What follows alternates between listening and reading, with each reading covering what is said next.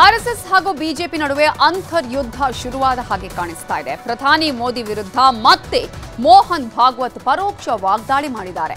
ಇದೇ ಹೇಳಿಕೆಯನ್ನೇ ಕಾಂಗ್ರೆಸ್ ಈಗ ಅಸ್ತ್ರವನ್ನಾಗಿಸಿಕೊಂಡಿದೆ. सुपरमैन बनना चाहते हैं, अति मानव बनना चाहते हैं. ಜನರು ಸೂಪರ್ಮ್ಯಾನ್ ಆಗೋದಕ್ಕೆ ಬಯಸ್ತಾರೆ. ಮೋದಿ ವಿರುದ್ಧ ಮೋಹನ್ ಭಾಗವತ್ ಪರೋಕ್ಷ ಕಿಡಿ. ಆರ್ಎಸ್ಎಸ್ ಹಾಗೂ ಬಿಜೆಪಿ ಒಂದೇ ಮುಖದ ಎರಡು ನಾಣ್ಯ ಅನ್ನೋ ಮಾತಿದೆ. ಆರ್ಎಸ್ಎಸ್ ಹಾಕಿದ ಗೆರೆ ಬಿಜೆಪಿ ದಾಟೋದೇ ಇಲ್ಲ ಅಂತ ಹೇಳ್ತಾರೆ. ಆದ್ರೀಗ ಆರ್ಎಸ್ಎಸ್ ಬಿಜೆಪಿ ಮಧ್ಯೆ ದೊಡ್ಡ ಬಿರುಗಾಳಿ ಎದ್ದಂತೆ ಕಾಣ್ತಿದೆ. ಅವಕಾಶ ಸಿಕ್ಕಾಗಲೆಲ್ಲ ಮೋಹನ್ ಭಾಗವತ್ ಬಿಜೆಪಿಗೆ ಮಾತಿನಲ್ಲೇ ತಿವಿತಿದ್ದಾರೆ. ಅದರಲ್ಲೂ ಮೋದಿ ವಿರುದ್ಧ ಪರೋಕ್ಷವಾಗಿ ಟಾಂಗ್ ಕೊಡ್ತಾನೆ ಬರ್ತಿದ್ದಾರೆ. ಈ ಅಸಮಾಧಾನಕ್ಕೆ ಲೋಕಸಭೆ ಫಲಿತಾಂಶ ಮತ್ತಷ್ಟು ಕಿಚ್ಚು ಹಚ್ಚಿದಂತಿದೆ.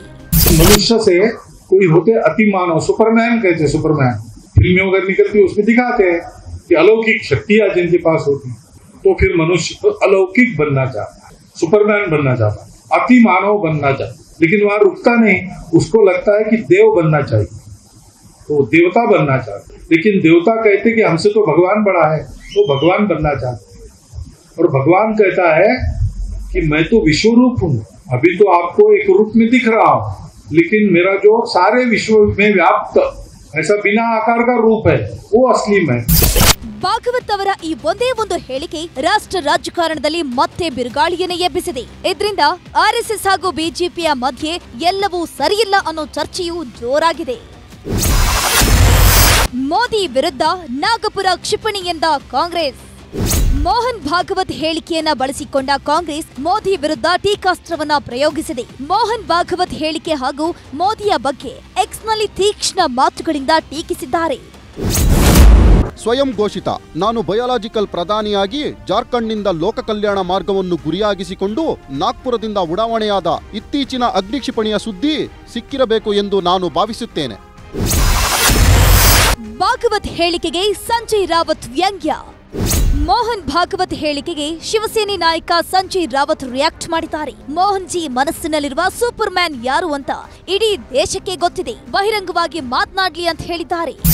अब सुपरमैन कौन है?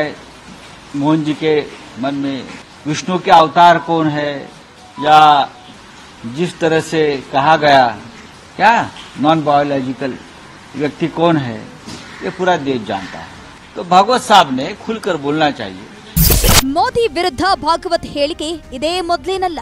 ಈ ಹಿಂದೆಯೂ ಸ್ವಯಂ ಸೇವಕ ದುರಂಕಾರಿಯಾಗಬಾರದು ಅಂತ ಪರೋಕ್ಷವಾಗಿ ವಾಗ್ದಾಳಿಯನ್ನ ಮಾಡಿದ್ರು. ಒಟ್ಟಾರೆಯಾಗಿ ಭಾಗವತ್ ಅವರ ಈ ಹೇಳಿಕೆ ವಿಪಕ್ಷಗಳಿಗೆ ಅಸ್ತ್ರವಾದ್ರೆ ಬಿಜೆಪಿ ನಾಯಕರಿಗೆ ಮುಜುಗರ ತಂದಿಟ್ಟಿದೆ. ಈ ವಾಕ್ಸಮರ ಎಲ್ಲಿಗೆ ಹೋಗಿ ನಿಲ್ಲುತ್ತೋ ಅನ್ನೋದನ್ನ ಕಾದ್ ನೋಡಬೇಕಿದೆ. Bureau report, news 18. ಕನ್ನಡಿಗರ ನೆಚ್ಚಿನ ನ್ಯೂಸ್ 18 ಕನ್ನಡ ಈಗ ವಾಟ್ಸ್ಆಪ್ನಲ್ಲೂ ಲಭ್ಯ.